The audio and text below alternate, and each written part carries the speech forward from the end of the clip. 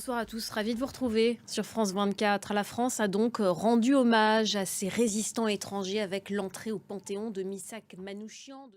Stéphanie Trouillard est à mes côtés. Stéphanie, bonsoir. Ça y est, donc tous les acteurs de la résistance sont désormais représentés au Panthéon.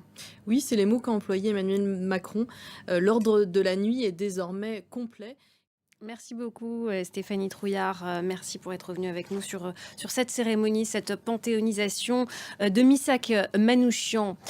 Au Proche-Orient, à présent, la situation humanitaire, je vous en parlais dans les titres, continue de se dégrader dans la bande de Gaza. Les bombardements israéliens y sont quotidiens. L'Organisation mondiale de la santé dénonce une situation inhumaine, notamment à Rafah, où se massent en ce moment plus d'1,5 million de personnes. Une ville désormais dans le viseur de l'armée israélienne. Thibaut Francesquet.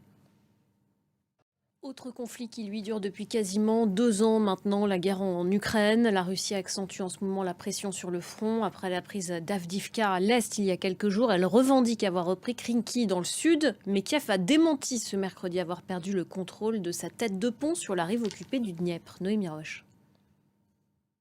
À Londres, c'était l'audience de la dernière chance pour Julian Assange pour éviter son extradition aux États-Unis.